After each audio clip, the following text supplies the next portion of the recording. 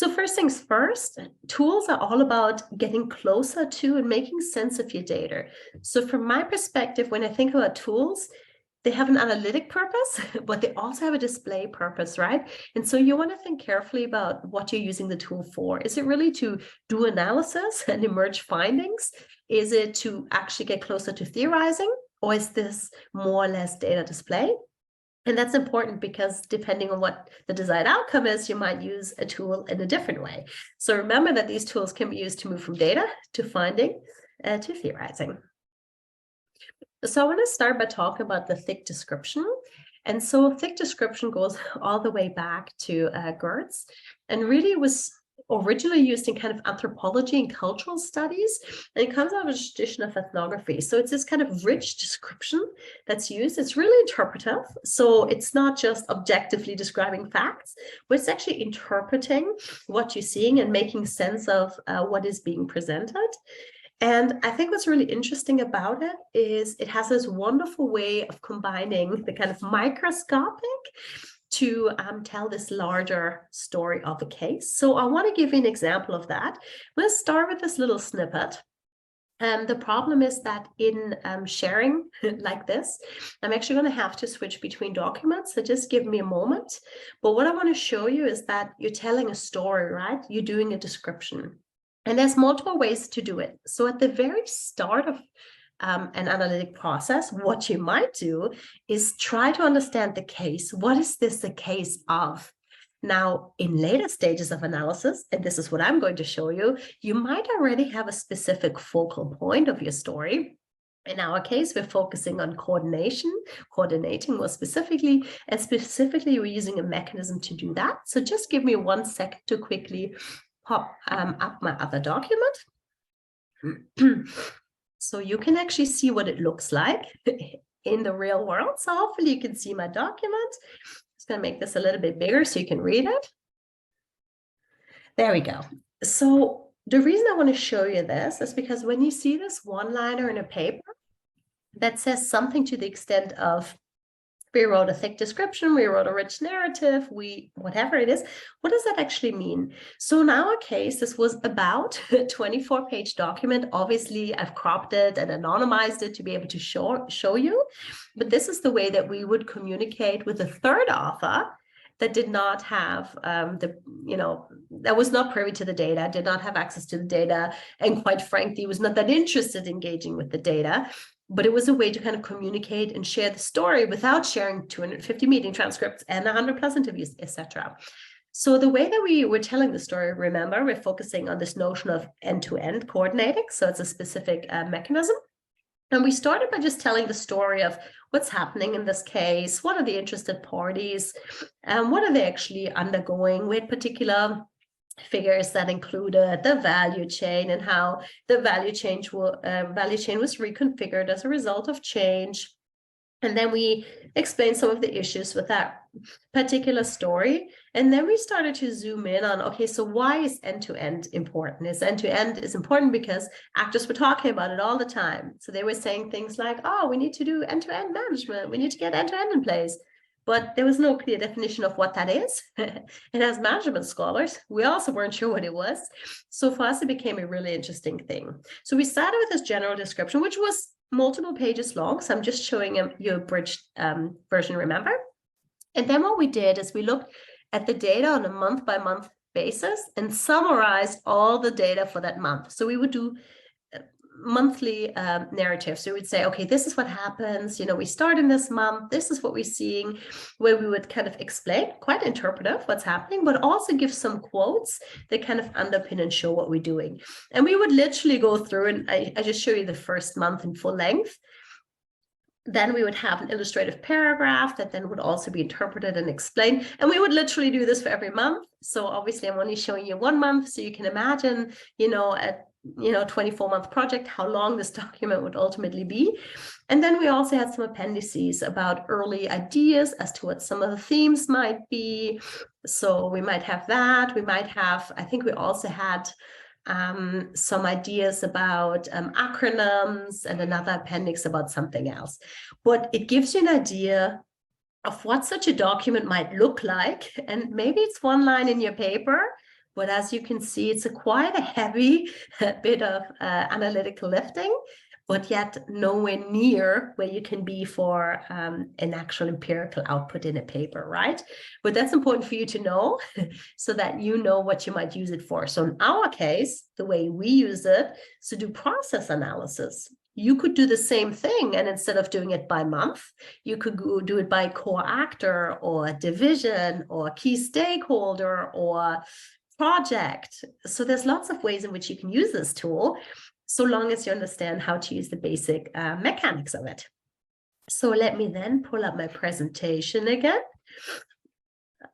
So I'm going to have to do, I think, a little bit of clicking backward and forward to get us back to it.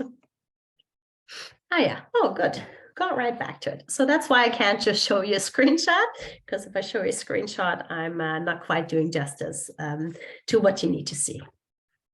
So the next thing I want to talk to you about is this notion of critical events, critical time periods, stages.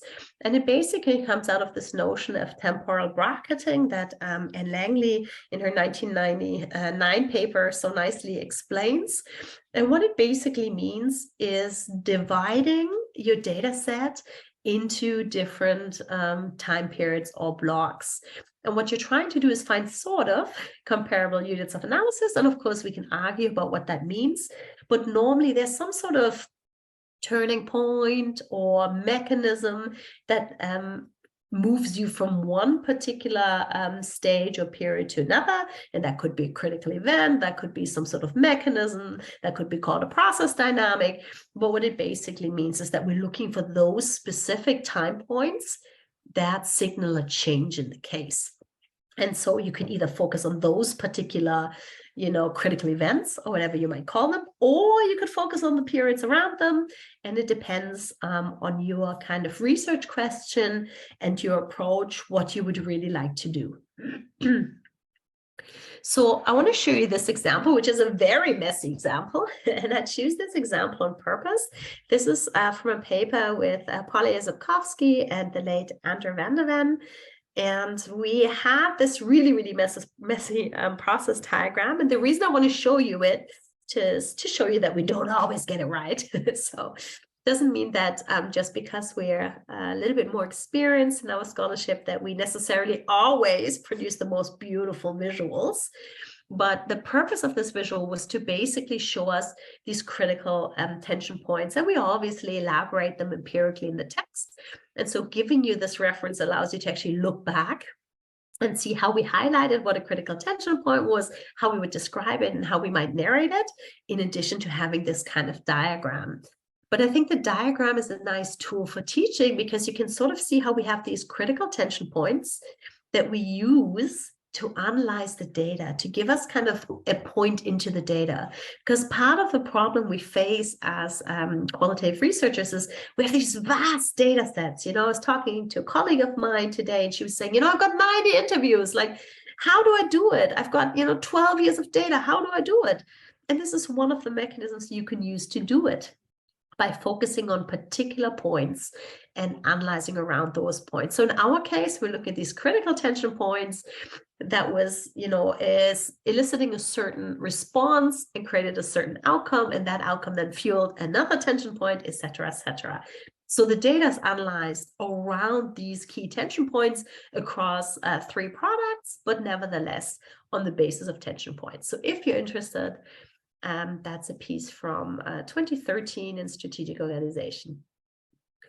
Now, the other thing that I want to talk to you about is the most common type of analysis is this notion of kind of content coding.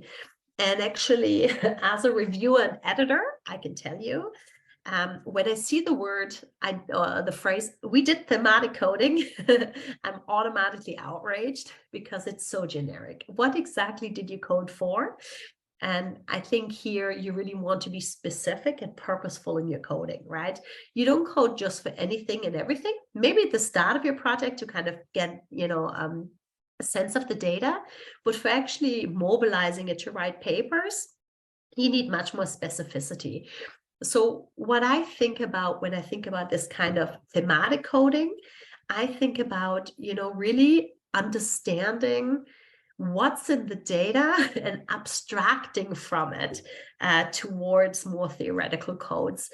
And, there's two ways you can do it. You can look for the big themes, is it about, power, commitment, whatever it might be, or are you starting at the micro on your coding specific word use or incidents of conflict or whatever the case may be? It doesn't matter for me. It's still a type of thematic coding. And so what I would always recommend is, either way, whichever type of coding you do, you want to do the coding already with your core constructs in mind, so that you make sure that you end up having a nice narrative. The only exception is, I think, if you're starting a PhD project and you're relatively inexperienced, then I do think it's worth going through the data and really coding that data and understanding what's in the data, because you might not be quite as attuned to seeing what's valuable in the data and how you might work with it. Otherwise, I would always say have some focus. So I want to give you this example that we have from a large scale project about 10 or 15 years ago now. And this was about 250 meeting observations, 120 interviews, thousands of documents, ethnographic field work, a huge data set. And so what we could code for is pretty much everything. And so the way we tend to code is kind of bottom up, like the smallest packages of codes, and then aggregate them together. So if you just look at one of the codes, for example, like structural mechanism, we had any sort of mechanism that they talked about for kind of, managing the workflows, and we coded for all of them independently. So if one of them turned out to be important, we could look just at that data. And so this is what thematic coding does. Thematic coding chunks your data into buckets so that later you can pick up one or more of those buckets and look at them. And I think this is hugely, hugely important, because it allows you to really focus your analysis. It means you don't get lost in that data for years as you make sense of it. So for this specific research project, from this specific research project, we wrote, let me see, at least 5 or 6 papers. And only the last paper in AMJ looked across the entire data set. Before that, we looked at specific time period, specific lines of business, specific project, and we always narrowed the focus in one way or another. So what I would recommend to you is use that as such a mechanism to kind of chunk and group the data. This is not a kind of tool that is likely to give you the final kind of theoretical output to make a contribution. It's more a tool that will help you at the start of your project to structure the data. And then as you get more analytical, you might want to add a few tools to allow you to really get a little bit more specific in your coding and your analysis.